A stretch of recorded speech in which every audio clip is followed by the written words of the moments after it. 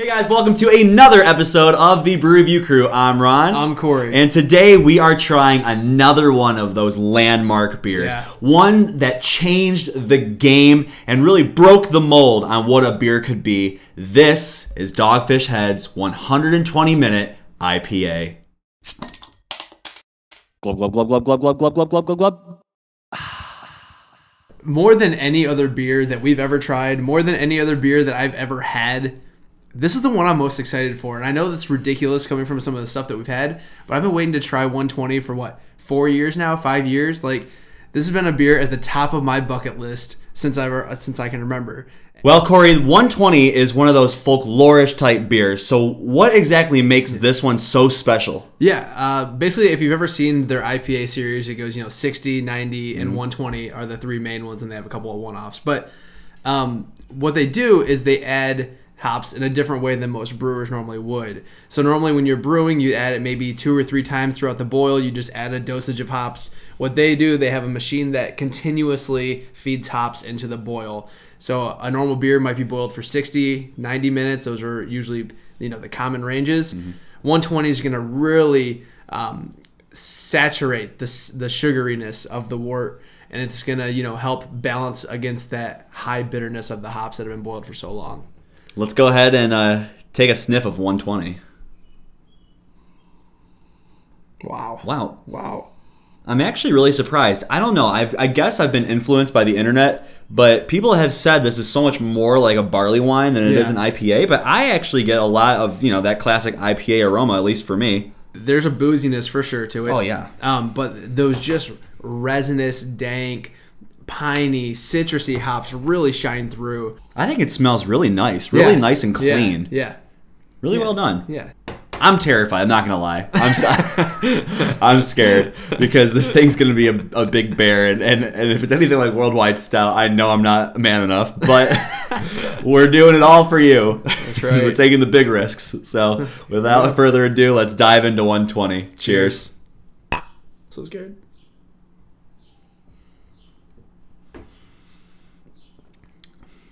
Whoa. Oh God, that is different.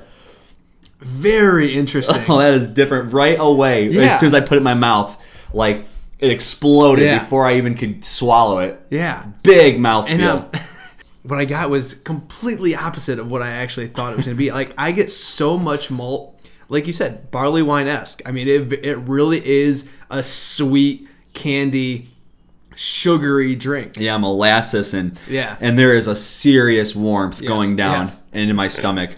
Right away, as soon as I took a sip, the flavors exploded in there. I didn't even get a chance to swallow it yet. It was just exploding in my mouth with sweetness, hardcore sweetness. I know I made a crazy beer face there. It's because I wasn't ready for what assaulted my taste buds. More the dank, vegetal, grassy, really, really bitter flavors. Man, the alcohol does not shy down, though. I mean, if you take just a small sip, it's kind of like taking a small sip of vodka in the sense that it just evaporates right away. You really kind of have to get a mouthful to be able to actually taste the full flavors, which is a terrifying prospect.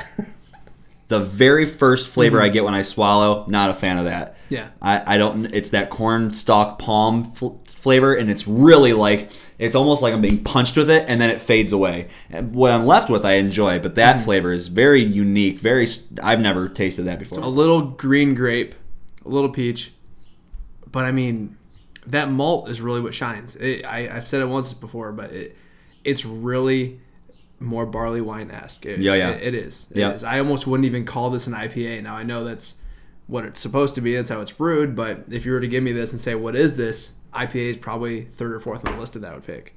Like Dayquil or something. It just coats your mouth. It's got that sort of weird medicinal sweet but yet bittering. Yeah, no, that's actually a really good way to put it. I mean, medicinal is right. If you took a shot of this, it kind of is like a beer version of Dayquil. Well, now that we've had it, now that we've climbed the mountain that is 120 minute, Corey, does it live up to your ungodly expectations?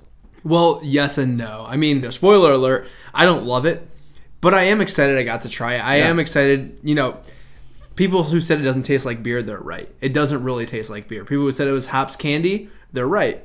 I didn't really know what I was gonna get out of this. I'm gonna end up giving this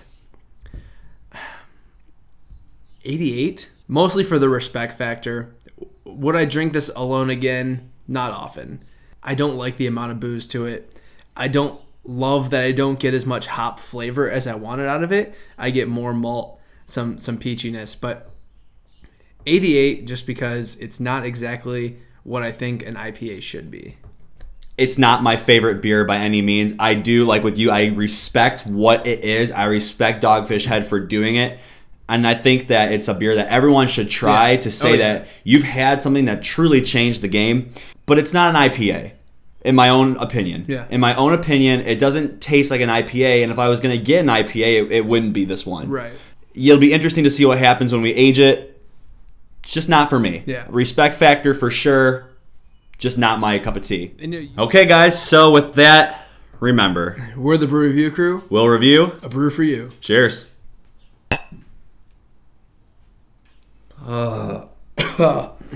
Very boozy. Don't like.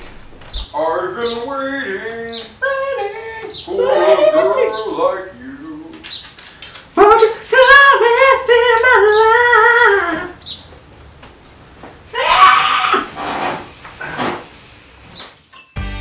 Hey guys, like that review? Click on the video for our previous episode. Want to check out your favorite beer by the style? Click on the logo in the top left corner.